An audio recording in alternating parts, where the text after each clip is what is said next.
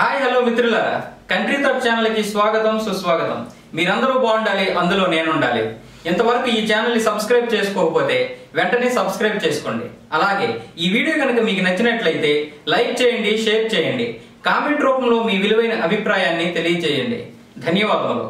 1947 July 4వ తేదీన ఆంధ్రప్రదేశ్ రాష్ట్రంలో కృష్ణా జిల్లాలోని ఉయ్యూరులో గల కాటూరులో వంగవీటి సావిత్రమ్మ, సీతారామయ్య దంపతులకు జన్మించిన వంగవీటి రంగా పూర్తి పేరు వంగవీటి మోహన రంగారావు. ఆయనకు కోటేశ్వరరావు, వెంకటనారాయణరావు, శోభనా చలపతిరావు, రాధాకృష్ణమూర్తి అనే 4 అన్నయ్యలు కూడా ఉన్నారు. 1970లో రంగా గారి కుటుంబం విజయవాడకు మకాం మార్చింది. భారతదేశమంతా కాంగ్రెస్ పార్టీ హవా నడుస్తుండగా ఒక్క విజయవాడలో మాత్రం కమ్యూనిస్టుల ప్రభావం అధికంగా ఉండేది. ఇక రంగా పెద్దన్నయ్య చిన్న వయసులోనే చనిపోగా రెండో అన్నయ్య ఎస్పీఎస్ఆర్టీసీ ఉద్యోగిగా పనిచేశారు. మూడో అన్నయ్య 1989లో ఉయ్యూరి ఎమ్మెల్యేగా పనిచేశారు. ఇక 4వ అన్నయ్య రాబిన్హుడ్ రాధాగా సుపరిచితులు. ఆయన 1974లో హత్యకు గురయ్యాడు. అన్నయ్య రాధాకృష్ణమూర్తి హత్య తరువాత 1981లో వంగవీటి మోహన్ రంగా రాజకీయ రంగ ప్రవేశం చేశారు. అప్పుడు కాంగ్రెస్ పార్టీ తన అభ్యర్థిని ఉపసంహరించుకోవడంతో రంగా పోటీలో నిలిచారు. జిల్లాలో రంగాకు అప్పుడు తెలుగుదేశం పార్టీ నాయకుడు, అందరూ నెహ్రూగా వ్యవహరించే దేవినేని రాజశేఖర్ ప్రధాన ప్రత్యర్థి. అయితే రంగా అన్నయ్య రాధాకృష్ణరావుకు భారత కమ్యూనిస్టు పార్టీ విజయవాడ కార్యదర్శి చలసాని వెంకటరత్నంతో మంచి అనుబంధం ఉండేది. ట్రాన్స్పోర్ట్ బిజినెస్కి సంబంధించిన వ్యవహారాల్లో వెంకటరత్నం అనుచరుడైన దత్తి కనకారావుకు, రాధాకృష్ణమూర్తికి మధ్య విభేదాలు తలెత్తాయి. ఇవి ఎంత తారాస్థాయికి చేరాయంటే 1972లో కనకారావు, వెంకటరత్నం ఇద్దరినీ రాధా మద్దతుదారులే మట్టుబెట్టారు. దీంతో రగిలిన ప్రతీకార జ్వాలకు రాధా అసువులు బాయాల్సి వచ్చింది. రాధా మరణంతో విద్యార్థి సంఘం నాయకులు గాంధీగా పేరు పొందిన దేవినేని చంద్రశేఖర్, నెహ్రూగా పేరు పొందిన దేవినేని రాజశేఖర్ మద్దతుతో Vangaveeti Mohan Ranga united independent organisation నాయకత్వాన్ని స్వీకరించారు. రంగా ఓ తిరుగులేని రాజకీయ శక్తిగా ఎదుగుతున్న రోజుల్లో వంగవీటి, దేవినేని కుటుంబాల మధ్య ఆధిపత్య పోరు తలెత్తింది. దీంతో యునైటెడ్ ఇండిపెండెంట్ ఆర్గనైజేషన్ చీలిపోయాయి. ఇది కాస్త రగిలి 1979లో దేవినేని చంద్రశేఖర్, మురళీ హత్యలకు దారితీసింది. 2 కుటుంబాల మధ్య ఇది రావణ కాష్టంలా రగలడం మొదలైంది. ఇటు వంగవీటి మోహన్ రంగా, అటు దేవినేని రాజశేఖర్ క్రమంగా రాజకీయవేత్తలుగా ఎదుగుతూ వచ్చారు. 1983లో దేవినేని, వంగవీటి కుటుంబాల మధ్య పచ్చగడ్డి వేస్తే భగ్గుమనే పరిస్థితుల్లో నాటి ఉమ్మడి ఆంధ్రప్రదేశ్ రాష్ట్రానికి తెలుగుదేశం పార్టీ అధినేత నందమూరి తారక రామారావు గారు ముఖ్యమంత్రిగా ఉన్నారు. కాంగ్రెస్ పార్టీ తరపున 1985లో రంగా ఎమ్మెల్యేగా ఎన్నికయ్యారు. అయితే రాజశేఖర్ సోదరుడైన గాంధీ హత్య కేసులో రంగా జైలు శిక్ష అనుభవించడం ఆయన అభిమానుల్ని మరింతగా రగిల్చింది. 1988 మార్చి 10వ తేదీన రాజశేఖర్ మరో సోదరుడు మురళి హత్యకు గురి కావడం పరిస్థితి మరింత జటిలమైంది. 1988 జూలై 10వ తేదీన కాపునాడు సభను పెద్ద ఎత్తున నిర్వహించి తలపెట్టారు రంగా.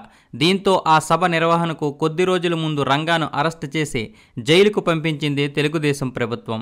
నిజానికి ఇది టీడీపీ చేసిన పెద్ద తప్పిదంగానే చెప్పాలి. ఎందుకంటే రంగా అభిమానులకు ఆయనపై అభిమానం తారాస్థాయికి చేరింది.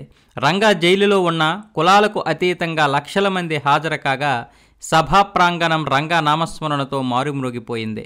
జైలు నుండి విడుదలైన తర్వాత జనచైతన్య బస్సు యాత్రను ప్రారంభించాడు రంగా.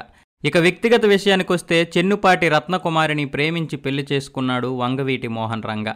వీరికి 2 సంతానం. కొడుక్కి తన అన్నయ్య రాధాకృష్ణమూర్తి పేరే పెట్టుకున్నారు. కూతురి పేరు ఆశాకిరణ్. 1989లో రత్నకుమారి ఎమ్మెల్యేగా ఎన్నికయ్యారు. వంగవీటి రాధ తన తండ్రి మరణం తర్వాత రాజకీయ రంగ ప్రవేశం చేశాడు. రామ్ గోపాల్ వర్మ మోహన్ రంగ జీవితం నేపథ్యంలో రూపొందించిన వంగవీటి చిత్రం కూడా ఎన్నెన్నో వివాదాలకు దారితీసింది. రంగా ఈ లోకాన్ని వదిలి వెళ్లి 36 ఏళ్ళు అవుతుంది. అయినా కూడా ఇప్పటికే ఆయన పేరు విజయవాడలోనే కాదు, ఆంధ్రప్రదేశ్ రాష్ట్రమంతా సంచలనమే. కానీ నిజానికి రంగా ఆదర్శ నాయకుడా, రౌడీనా అనే ఓ విభిన్నమైన చర్చ కూడా జరుగుతూ ఉంటుంది. అభిమానులు మాత్రం ఆయనను ఓ ఉన్నతమైన ఆదర్శ భావాలు గల శక్తిగానే చూస్తారు. రంగా అంటే అర్థమైన వారు అభిమానిస్తారు. అర్థం కాని వారు శత్రువుగా చూస్తారనే పేరు ఆయనకుంది. మరో ఆసక్తికరమైన విషయం ఏంటంటే రంగాను కులాలకు అతీతంగా అభిమానించేవారున్నారు విజయవాడలో. 1987లో గోదావరికి వరదలు వచ్చినప్పుడు రంగా స్వయంగా ఉభయ గోదావరి జిల్లాలో నిత్యావసర వస్తువుల్ని డబ్బుని సేకరించి పంపించారు. ఇది ఆయనకు తిరుగులేని గుర్తింపుని సంపాదించి పెట్టింది. పీటల నరసింహారావు అనే రిక్షా కార్మికుడు పోలీస్ లాకప్లో చనిపోతే విజయవాడకు వచ్చిన కోడెల శివప్రసాదరావును నగరం దాటి వెళ్లకుండా రిక్షా కార్మికుల సహాయంతో అడ్డుకొని సంచలనం సృష్టించాడు వంగవీటి మోహన్ రంగా. ఆ సందర్భంగా కోడెలకు వంగవీటికి మధ్య జరిగిన వాగ్వాదం రాష్ట్ర వ్యాప్తంగా పెద్ద ఎత్తున సంచలనాన్ని రేకెత్తించి నాటి తెలుగుదేశం ప్రభుత్వం పరువు పోయేలా చేసింది. విజయవాడ కృష్ణలంకకు వరదలు వచ్చిన ప్రతి సంవత్సరం ప్రజల్ని కంటికి రెప్పలా కాపాడుతూ తిరిగిలేని నాయకుడయ్యారు రంగా. అయితే ఇక్కడ విజయవాడకు సంబంధించి ఒక విషయాన్ని ప్రత్యేకంగా చర్చించుకోవాలి.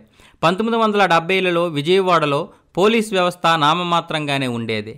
ఏవైనా సంఘటనలు జరిగితే ప్రజలు పోలీసులను పెద్దగా పట్టించుకునేవారు కాదు. దీంతో ప్రజల మధ్య సెటిల్మెంటు స్టార్ట్ అయ్యాయి. అది కాస్త రౌడీయజం పెరిగిపోవడానికి దారితీసింది. ఏదేమైనా రంగా జీవితం ఓ సంచలనం. 1988 డిసెంబర్ 26వ తేదీన హత్యకు గురైనప్పుడు ఆయన వయసు కేవలం 41 సంవత్సరాలు. రంగా హత్యతో విజయవాడ నగరం అట్టుడికి పోయింది. 40 రోజుల పాటు కర్ఫ్యూ విధింపబడింది. 42 మంది చనిపోయారు. కమ్మ సామాజిక వర్గం ఎక్కువగా ఉన్న తెలుగుదేశం పార్టీ సానుభూతి పరుల ఇళ్ళు, ఆస్తులపై దాడులు జరిగాయి. అంత చిన్న వయసులోనే ఆయన లెక్కలేనంతమంది అభిమానుల్ని సంపాదించుకున్నాడు. ప్రజల మనిషిగా పేరు పొందాడు. జీవితంలో ఆఖరి క్షణాల్లో సైతం ఆయన పేద ప్రజల పక్షాన పోరాడుతూనే అంతిమ శ్వాస వదిలాడు. గిరిపురం నివాసితులకు భూపట్టాల పంపిణీ కోసం నిరవధిక నిరాహార దీక్ష చేస్తున్న వంగవీటి మోహన్ రంగా గారిని దేవినేని రాజశేఖర్ నేతృత్వంలోని కొందరు వ్యక్తులు శిబిరంపై దాడి చేసి హతమార్చారు.